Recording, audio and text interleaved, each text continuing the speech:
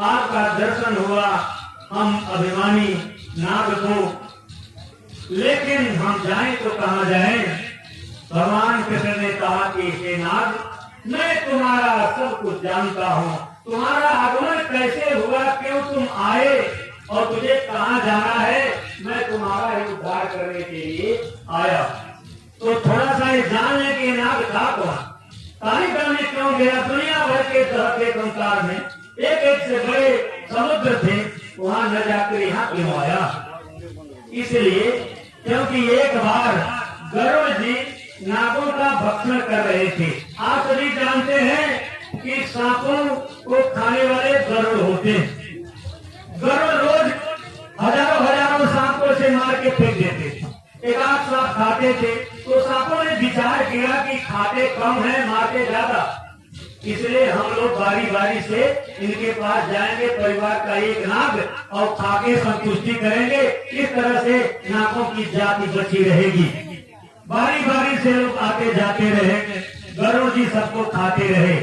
एक कालिया के परिवार की जब बारी आई तो कालिया ने अपने परिवार वालों को रोक दिया, कोई नहीं जाएगा, मैं देखूंगा गरुड़ को। उसको बड़ा अभिमान था, हजार हजार फन थे, बेदर था ही नहीं गया।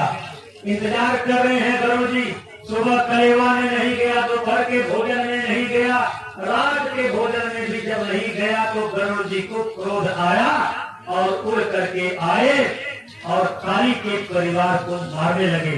तो ये कालिया जो 1000 फन थे, इसके 100 फन थे, लड़ने लगा, काफी लड़ाई किया, लेकिन अब गरुड़ के प्रहार से बच नहीं पाया। अब डर के मारे शेषनाग जी के पास गया, जो नागों के पुरोधा होते हैं। बोला कि प्रभु आप ही बचाइए, अपने वंश की लाज बचाइए, हम आप कहाँ जाएं? बोले ऐसा करो, आप चले जाओ यमुना नदी में, वहां पर एक ऋषि थे जिनका नाम था सौरभ ऋषि, और उन्होंने श्राप दिया है सारे नागों को कि गरुड़ को ना, गरुड़ जी जो है जाते थे खाते थे, तो कहा कि अगर आज के बाद इस दह में आएंगे गरुड़ जी तो उनके पंख कट जाएंगे, इसलिए वहां नहीं जाएंगे, तो वहीं चले जाओ, दुनिया में वही स्थान सुरक्षित है, भूतल में और कहीं कुछ भी स्थान सुरक्षित नहीं है। इसलिए कालिया नाग बेचारा अपना जीवन बचाने के लिए उसी काली दह में रहता था, कहीं जाता नहीं था डर के मारे। अगर कहीं जाएगा नहीं, आएगा नहीं तो उसका शरीर विषाक्त हो ही जाएगा, शरीर का पसीना न निकले, मेहनत न करे, आप भी मेहनत न करो तो आपका भी शरीर जो है जहरीला हो जाएगा, इसलिए बेचारा वहीं रहता था। तो कृष्ण भगवान ने कहा अब आप जाओ रमण द्वीप चले जाओ, वहाँ सारे सांप रहते हैं, आप भी चले जाओ। बोला कैसे जाऊं, बाहर जाऊंगा तो गरुड़ जी हमको मार देंगे। बोले कि आपके फनों पर हमारे पांव के पग चिन्ह दब गए हैं, लग गए हैं, मुहर लग गई है, अब कभी भी गरुड़ नहीं आपको मार सकेंगे, गरुड़ तो हमारे ही वाहन है ना, इसलिए आप जाओ। वो नाग अपनी नाग बकरियों को लेकर के रौनक द्वीप में जाता है, उसका भी भगवान उद्धार करते हैं। तो नाग लीला जो है भगवान की कोई एक विद्वेषपूर्ण लीला नहीं है, अपने भक्त का उपकार करने की लीला है। इस कथा को जो भी कोई भागवत के अंदर पार करता है, चाहे इस कथा का जहाँ भी कथा होती है, कीर्तन होता है, वहाँ पर नागों का प्रभाव नहीं पड़ता है। मैं भगवान श्री कृष्ण से और नागराज से, गरुड़ जी से तथा शेषनाग जी से प्रार्थना करता हूँ, जितने लोग भगवान की कालिया दमन की लीला को सुन रहे हैं, समझ रहे हैं, भगवान उनको सदा रक्षा करें, उनको बचाएं, नागों से उनको किसी प्रकार का भय न हो। बोले भगवान कृष्णचंद्र की।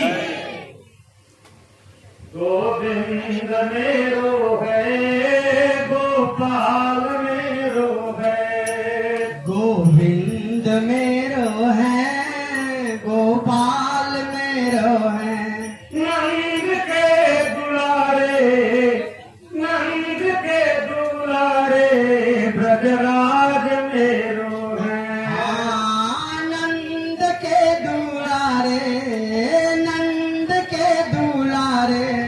ब्रजलाल मेरे हैं, गोविंद मेरो है, गोपाल मेरो है, गोविंद मेरो है, गोपाल मेरो है।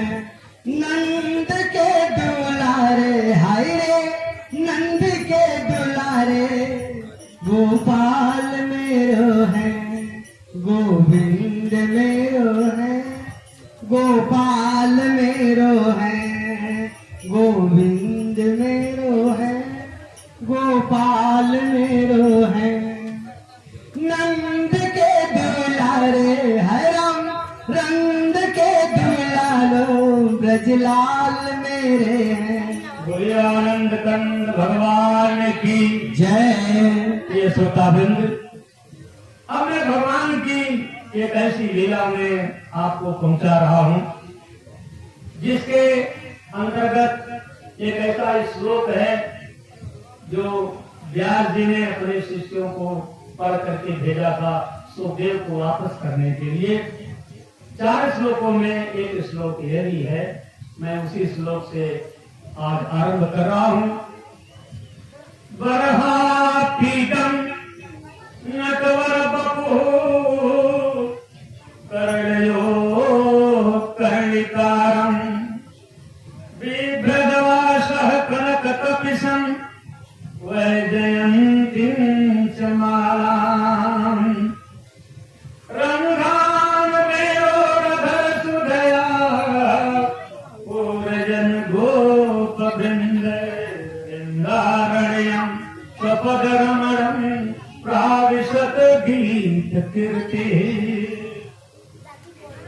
जय हो। भगवान श्री कृष्ण बंसीनाद करते हुए वृंदावन में प्रविष्ट होते हैं और उनके बंसी की आवाज को सुन करके जल चेतन सब ऋषि महर्षि ब्रह्मर्षि सब बेसुध हो जाते हैं। किसी को खबर नहीं है कि मैं कहाँ हूं। गाय दूध दोहने वाले दूध दो रहे हैं, दूध नीचे गिर रहा है और बंसी की आवाज जैसे ही सुनाई दिया दूध वहीं जम जाता है, न तो गाय के थन में रहता है न तो बाल्टी में गिरता है। बड़े बड़े ऋषियों का ध्यान भंग हो गया। नारद जी की बीड़ा का बड़ा अभिमान था, कुंगरू भी बीड़ा बजाने में बड़ा दक्ष था। जैसे नारद और कुंगरू को बीड़ा की आवाज पहुंचती है, इनका अहंकार भी दूर है। यहाँ तक कि शंकर भगवान डमरू बजाने में बड़े दक्ष थे, कैलाश तक वो आवाज जाती है। कैलाश में शंकर भगवान भी रुक जाते हैं। ये कहाँ से आवाज आई? राजा बलि पाताल लोक में जब बंसी की आवाज को सुने तो उनको आभास हुआ ये तो मेरे मुकुंद की बीड़ा की आवाज है। सब के सब जड़ चेतन पागल हो गए। हरि चरणों में लगा मेरा ध्यान, हरि चरणों में लगा मेरा ध्यान, मुरली की धुन सुन के। हर चरणों में लागा मोरो ध्यान, हर चरणों में लगा मेरा ध्यान, मुरली सुन के। हर चरणों में लगा मेरा ध्यान, मुरली की धुन सुन के। हर चरणों में लगा मोर ध्यान, हर चरणों में लगा मोर ध्यान, मुरली धन सुन के, मुरली धन सुन के, मुरली धन सुन के, मुरली धन सुन के। हर चरणों में लगा मेरा ध्यान, मुरली के धुन सुन के। ब्रह्मा ने छोड़ दिया वेदों का पढ़ना, ब्रह्मा ने छोड़ दिया वेदों को पढ़ना, ब्रह्मा ने छोड़ दिया वेदों को पढ़ना, ब्रह्मा ने छोड़ दिया वेदों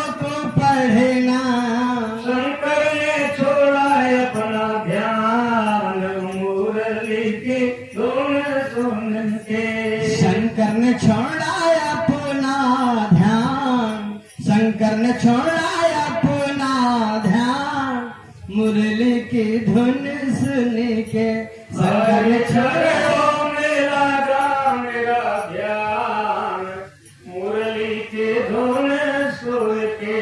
प्रभु के चरणों में लगा मोरा ध्यान, प्रभु के चरणों में लगा मोरा ध्यान, मुरली की धुन सुन के, मुरली की धुन सुन के। गौओं ने ग्वालों ने छोड़ दिया गौ चराना, ग्वालों ने छोड़ दिया गौ चराना, ग्वालों ने छोड़ दिया गौ चराना, गौओं ने छोड़ी हरी घास, मुरली के धुन सुन के। गौ ने छोड़ा हरी घास, मुरली की धुन सुन के। भागवत में कहते हैं सुखदेव जी, गावस्य कृष्ण मुख निर्गत गीत तेरो समुक्त विकरण पुट ही किवंत्य। जय हो। सावास्तुस्तनपय कमलास्मत तो गोविंद मातमन दृशा शुक्लास्त संत्य। गायों ने घास खाना छोड़ दिया, जो घास उनके मुख में पड़ा है, जिसको चरना नहीं कर पाई है, दांतों से कुचल नहीं पाई है, वो उनके मुख में पड़ा हुआ है। और दूध की बात पहले ही बता दिया कि थन से गिरा, बाल्टी में नहीं गिरा, आप हवा में ही रह गया है। ये है कृष्ण की मुरली का प्रभाव। जब इस आवाज को नई नवागत बहुएं जिनका जो नई नई ससुराल में पहली बार आई है, अब उनको तो बहुत पर्दे में रखा जाता है, लेकिन कृष्ण की बांसुरी की आवाज सुन के बाहर निकलना चाहती हैं, सुना चाहती है आवाज कहाँ से आ रही है। सास उसकी कान को पकड़ती है, ऐंठती है, कहाँ सुनती हो कहा भज जाओ घरे, बिध जाओगी नैन के बाणन में, बाणन में। जय हो बंसी निवाज भरी दिस सो बगरावती है जिस प्राणन में। बगरावती है वृष प्राणन में। कुल ताज की लाज सजो नय भी, कुल रहो अंगुरी दो कानन में। डालत है अंगुरी दो कानन में।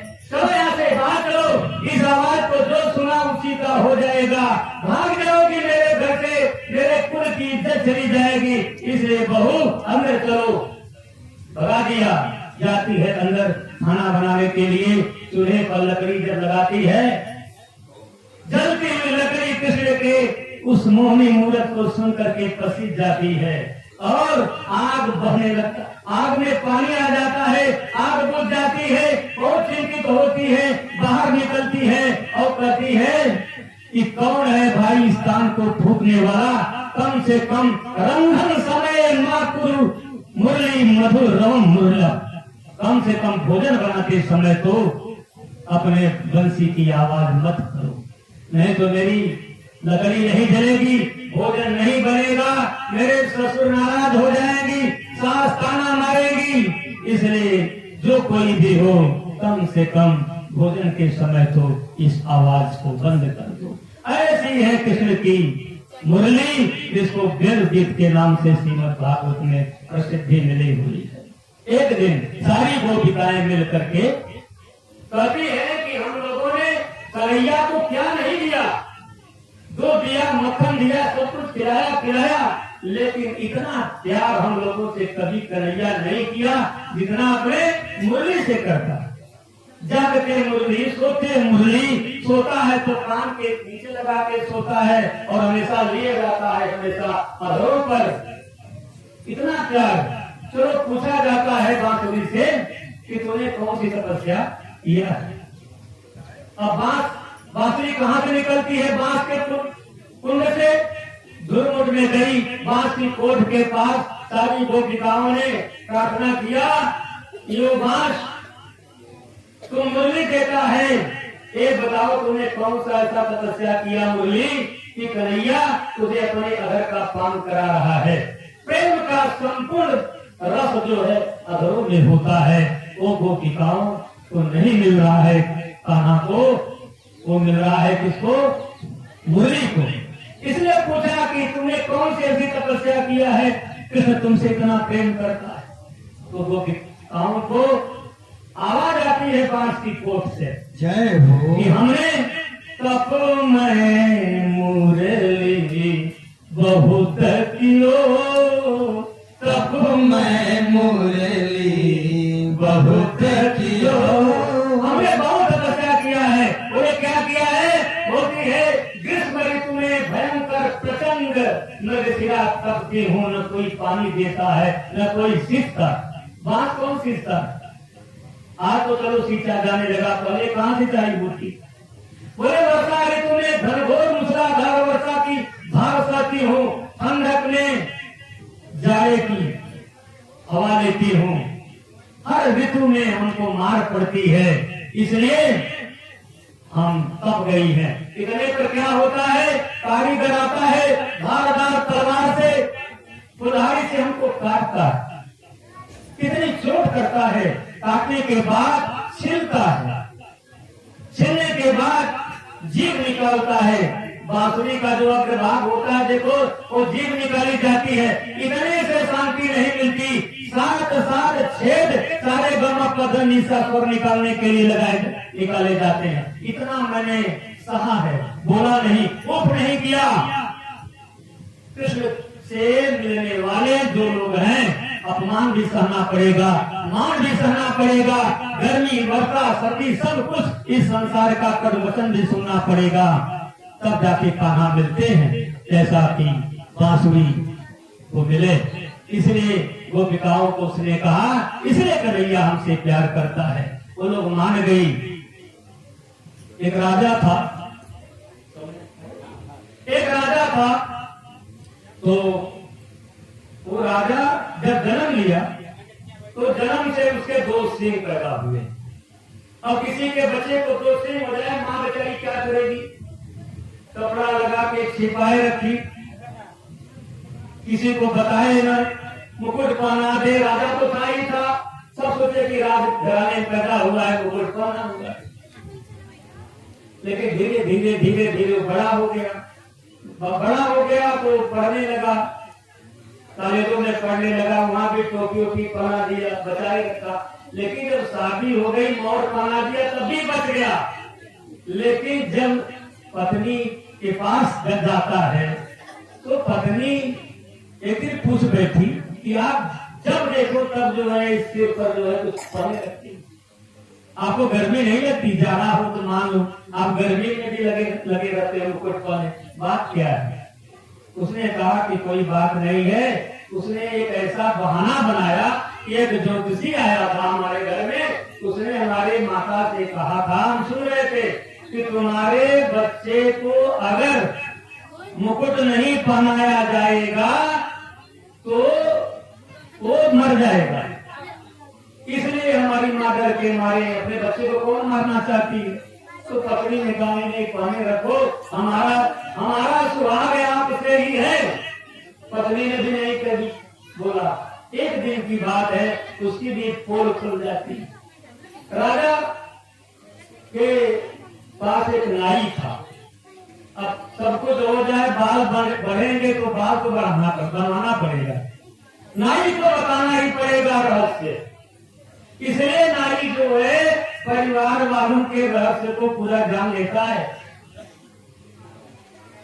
तो नाई क्या किया, एक दिन गया था शौच क्रिया करने के लिए और पानी बरसने लगा तो बसवारी में आ गया। बसवारी में आके राजा का ध्यान करने लगा कि हमारा राजा बहुत अच्छा है, लेकिन बेचारे को दो सिंह है, मुंह से निकल गया राजा के दो सिंह, राजा के दो सिंह। अब बांस में जो छेद होते हैं वो आवाज को खींच लेते हैं, अब बांस खींच लिया, बांसुरी बनी, उससे इतनी बांसुरी बनी जब कोई फूंक मारे तो आवाज निकले। चलो आप लोग बोलो, राजा के दो सिर, राजा के दो सिर, राजा के दो सिर, राजा के दो सिर, राजा के दो सिर, राजा के दो सिर, राजा के दो सिर, राजा के दो सिर, राजा के दो सिर, राजा के दो सिर, राजा के दो सिर, राजा के दो सिर, राजा के दो सिर, राजा के दो अब सिर। जहाँ जहाँ बांसुरी बज रही है पूरे संसार में राजा था, बांसुरी मेले ठेले के माध्यम से सब जगह पहुंच गई, जो फूके तो ही आवाज है। एक दिन एक बांसुरी बेचने वाला राजा के दरवाजे पर आया और उसकी पत्नी बाहर निकली तो फूक रहा था कि भाई 20 रुपए में जोड़ा, 20 रुपए में जोड़ा। बोला बजा के दिखाओ। जब बजाया तो राजा के दो सिर, राजा के दो सिर, राजा के दो सिर, राजा के दो सिर, राजा के दो सिर, राजा के दो उसकी सिर। पत्नी बहुत चकित हो गई कि आज तक इन्होंने मुझसे बताया नहीं, इनके दो सिर हैं, लगता है इसीलिए जो कोई मांगे। आई नाराज हो गई, कहते हैं कि आप हमको छिपाए, उसने पर भी नहीं बताए आपके दो सिर हैं। किसने कहा पगड़ी? ऐसा नहीं है, अगर मुझे मारना चाहती हो तो तुम बोलो, मैं बताऊं। अपने मुंह से जहां बोला कि दो सिर है, कहा मैं मर जाऊंगा, तुम विधवा हो जाओगी। बोले नहीं नहीं आप मत बोलो। वहां दबा दिया उसको, नाई को बुलवाया। बोले ये बताइए कि आपने मेरी बात दो दिन की कहीं बताया क्या? बोले नहीं। बोले नहीं तुमने कहीं बताया जरूर है, अगर नहीं बताया होता तो ये बांसुरियां बोलती कैसे? बड़े बड़े वनस्पति शास्त्री बुलाए गए कि आप लोग पता कीजिए कि कैसे मेरी ये बात पहुंची। तो वनस्पति शास्त्रियों ने कहा कि बांस के छेद से आवाज जो है जाती है और पूरे परिवार का पोल रखती है, इसीलिए घर के आसपास बांस नहीं लगाए जाते हैं। जान लीजिए। मुरली की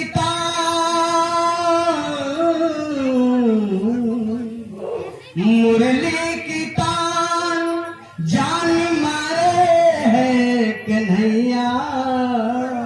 दादाजी कहती हैं कि जब मैं सोने जाती हूँ इस मुरली की अद्भुत स्वर मुझे आनंदित विभोर कर देती है कि मुरली की तान श्याम, मुरली की तान जान मारे है कन्हैया।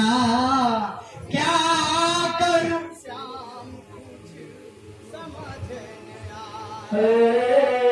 क्या करूं श्याम मेरी समझ में आए।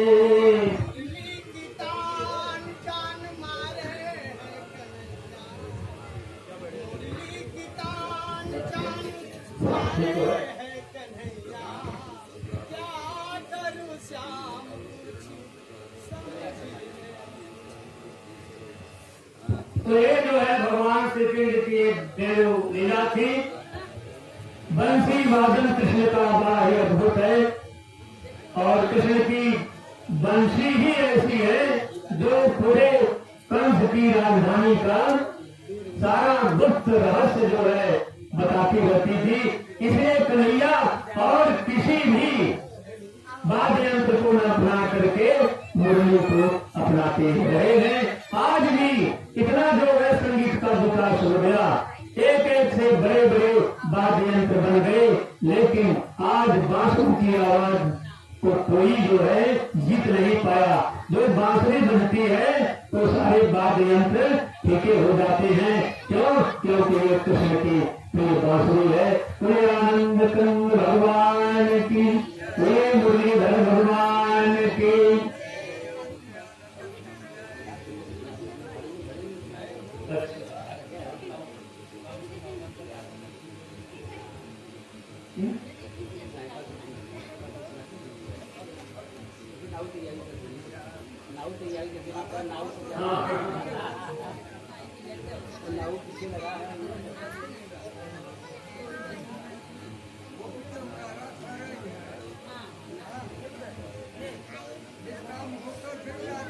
बोले आनंद कंद भगवान की। अब भगवान छोटे तो हैं ही, उनकी तोतली तोतली बातें बाबा नंद को, माता यशोदा को विमुग्ध कर देती हैं। यही दिवाली के 2 दिन के बाद का समय रहा। बाबा नंद और मां यशोदा तथा सभी ब्रजवासी लोग पकवान बना रहे हैं, अनेक प्रकार के व्यंजन बना रहे हैं।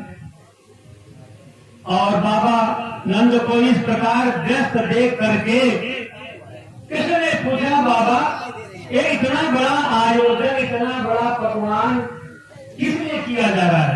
बोले बेटा, हम लोगों के कुल देवता हैं इंद्र, उनको प्रसन्न रखने के लिए उनकी पूजा साल में एक बार की जाती रही है, की जाती है, और उन्हीं के लिए तैयारी हो रही है। बोले इतना व्यंजन? बोले हाँ बेटा, चुप चुप, ऐसा नहीं बोलना चाहिए, इंद्र नाराज हो जाएंगे। कृष्ण ने कहा कि पिताजी आप बड़े हैं, बड़ों के आगे मेरा बोलना छोटी बात होगी, इसलिए मैं क्या कहूँ। अरे इंद्र कौन होता है? पूजा लेने वाला।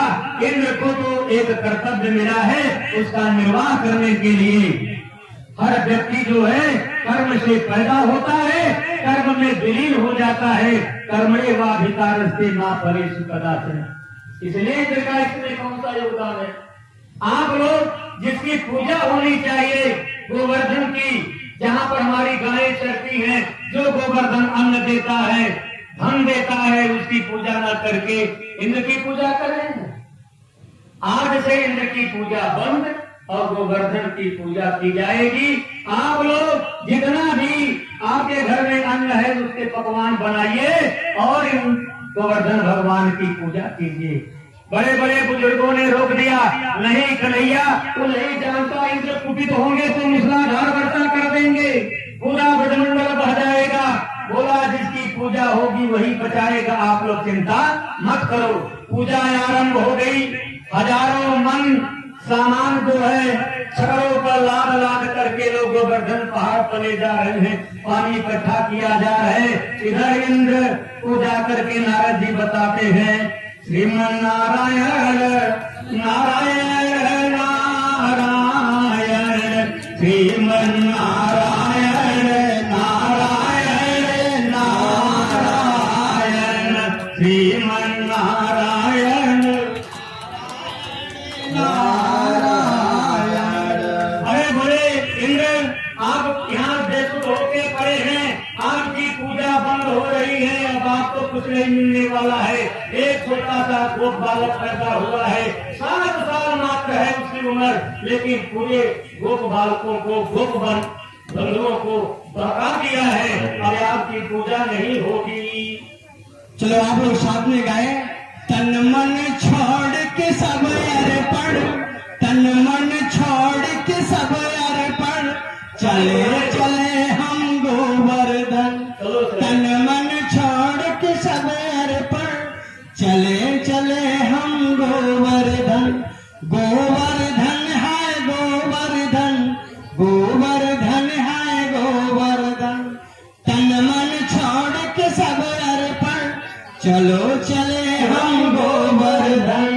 तन मन छोड़ के सब अर्पण, चले चले हम गोवर्धन। ये आठ बिराजे तप नहीं, ये दाग बिराजे तप नहीं, देखो सबके बोधत नहीं।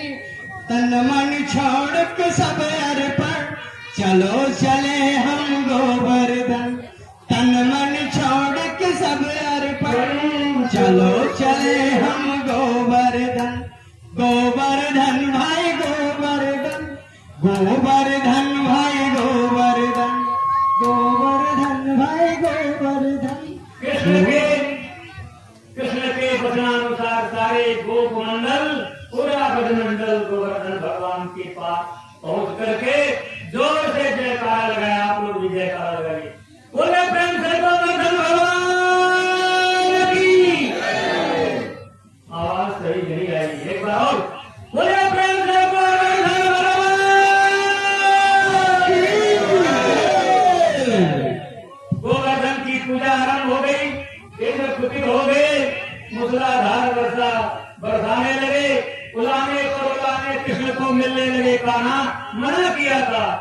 लेकिन तू माना नहीं। अब देखो बोला घबराओ नहीं, जिसकी पूजा हुई है वो जरूर बचाएगा।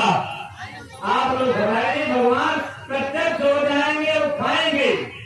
और वो भगवान अपनी लीला का विस्तार किए, अपने बाएं हाथ की छोटी अंगुली पर उठा लिए। तो यहाँ करो अंदर सब लोग, गोवर्धन भगवान प्रकट हो गए, एक रूप से उठाए हुए हैं, दूसरे रूप से मुंह बा करके जितना भी सामान है सब खा रहे हैं। देखो देखो गोवर्धन भगवान प्रकट हो गए हैं। बाबा नंद ने कहा भैया इतने दिन हो गया इंद्र की पूजा करते करते, लेकिन कभी भी प्रत्यक्ष होकर हमारा प्रसाद ग्रहण नहीं किया। बोले मैंने कहा था ना बाबा, गोवर्धन भगवान ही सच्चे भगवान हैं, इनकी पूजा करते देखो ये प्रसन्न है। अरे नथ पे धर के श्री गिरिराज नाम गिरधारी पायो है, नथ पे धर के गिरिराज नाम गिरधारी पायो है, नथ पे धर के से गिरिराज नाम गिरधारी पायो है, गिरधारी पायो है, नख पे धर के से गिरिराज नाम गिरधारी पायो है, नख पे रख के नाम गिरधारी गिरधारी पायो है, नख पे धर के से गिरिराज नाम गिरधारी पायो है। पानी बरस रहा है, इंद्र ने सांप्रतिक बादलों को आदेश दिया बहा दो। सब लोग दृष्टि कर रहे हैं, पानी अंदर आने लगा, गौएं रभाने लगी, बकरे हंकारने लगे, कन्हैया बचाओ देखो पानी अंदर आ रहा है। शेषनाग को आदेश दिया भगवान ने, इसलिए कब काम आओगे, जल्दी चलो बाढ़ बना दो। शेषनाग जी निकलते हैं और पूरे गोवर्धन पहाड़ के चारों तरफ 3 फेरा लगा देते हैं। बाहर का पानी अंदर नहीं जा रहा है, लेकिन छत से पानी चूने लगा। बाबा कहते हैं बचाओ कन्हैया बचाओ, पानी नहीं ऊपर से आ रहा है। तो भगवान ने चक्र सुदर्शन से कहा आप किस लिए हो, जितना पानी है सबको सुखा डालो। और अगस्त जी से कहा आपको रामावतार में जब भगवान राम आपको ब्राह्मण भोजन कराए थे, आप बहुत खा गए, पानी पीने को बोले तो बोले कि मैं पानी नहीं पी पाऊंगा क्योंकि आपके सरजू में इतना जल नहीं है कि आप मेरा पेट भर पाओ। तो भगवान राम ने कहा ठीक है, भोजन आप इस युग में किए, अब मैं द्वापर में जब गोवर्धन पहाड़ उठाऊंगा और मूसलाधार वर्षा होगी, आप छत पे बैठ के सारा पानी पी जाना। बोले भगवान श्री कृष्णचंद्र की जय जय।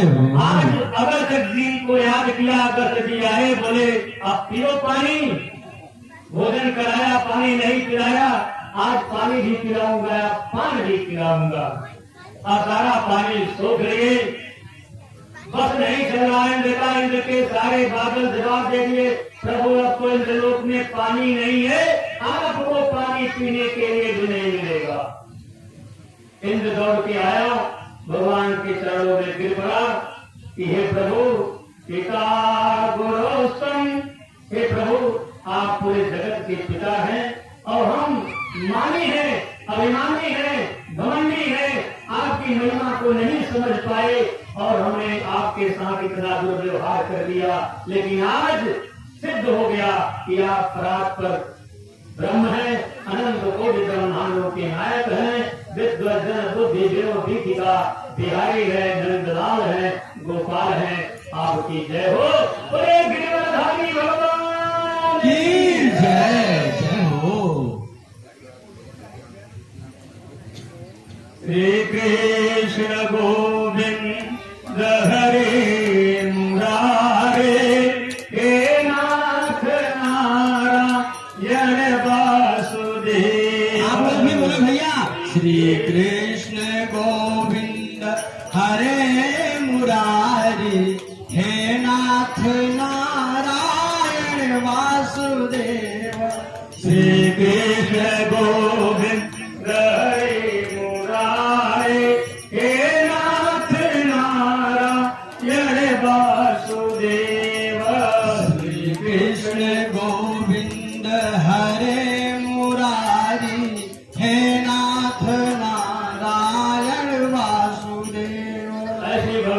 श्री कृष्ण की यह परम पावन लीला, जो गोवर्धन अभी परसों ही गोवर्धन दिन था, कल भी था, तो आज कथा हुई।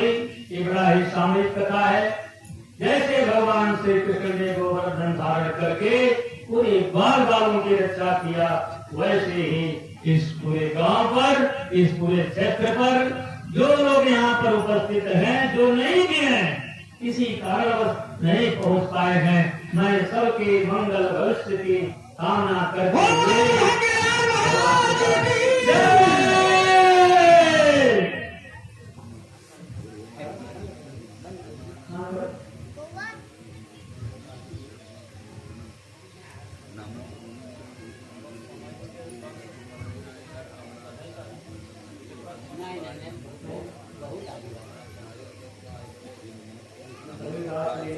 बहुत बढ़िया सुंदर व्यास पीठ से भगवान श्री कृष्ण का कथा बंधन सुनने को मिला हम सबको।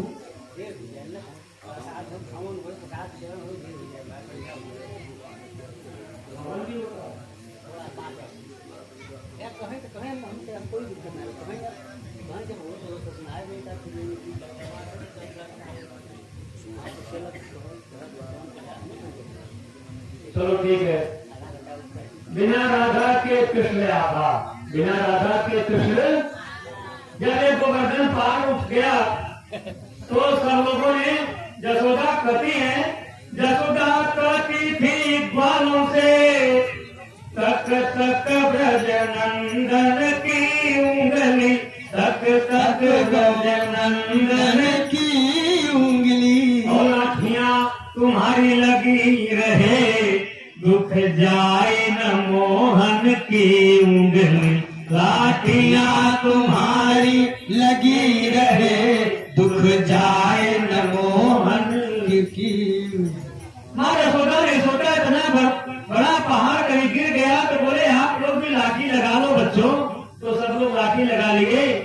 तो ग्वालों ने कहा, कृष्ण ने क्या इसमें जोर लगाया है, क्या इसमें जोर लगाया है, और लाठियों ने ही इसमें तो सब बल जोर जमाया है, लाठियों में ही सब कुछ इसमें सब कुछ जोर समाया है। अब जो है उंगली छोटी बनी रही, मोहन छोटे सकुचाते हैं, माता यशोदा सकुचित रही, बालक गोवर्धन उठाते हैं।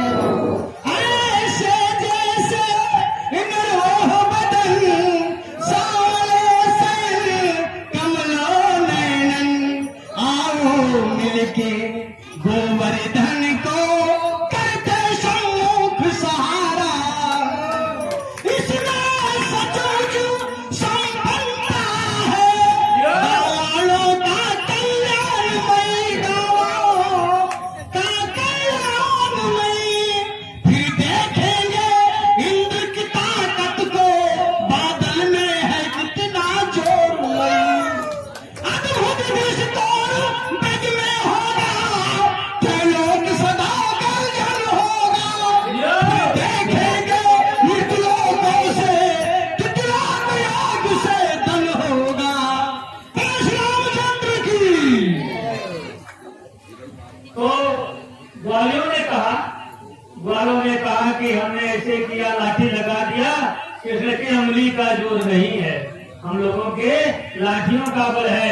तो गोपिकाएं सुन रही थी, उन्होंने कहा नहीं, ग्वाल ने कहा इसने गोपों की क्या अजमाई है, और अरे माखन खाता था चूड़ा चूड़ा, यह बल उस चिकनाई का, माखन खाता था चूड़ा चूड़ा, यह बल उस चिकनाई का है।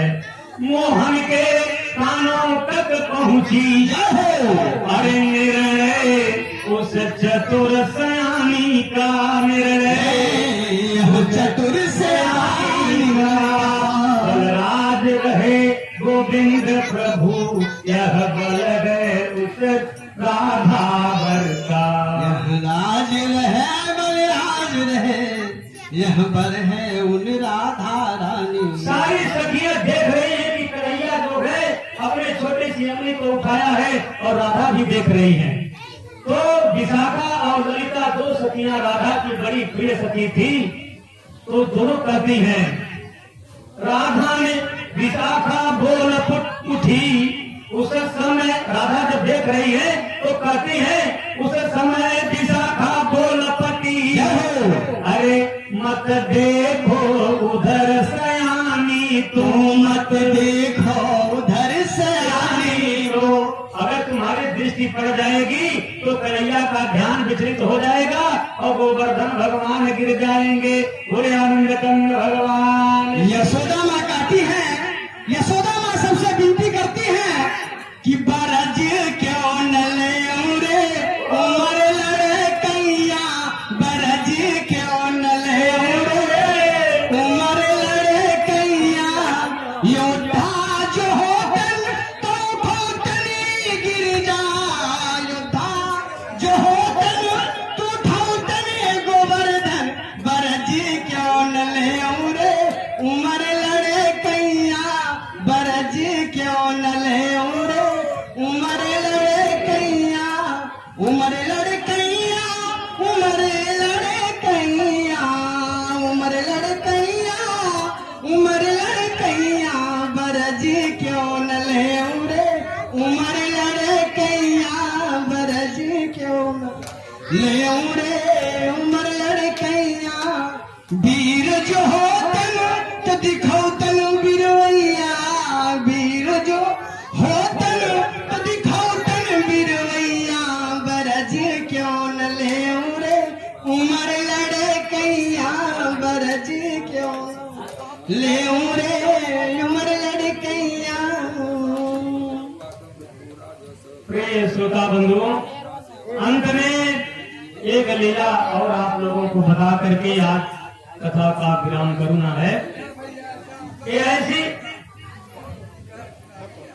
बस करें।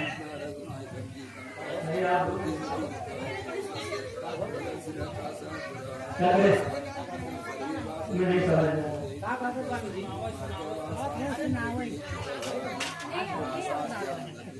आप सुनाते रहे पति, सुनाते रहे। ये सौभाग्य है हम सबका।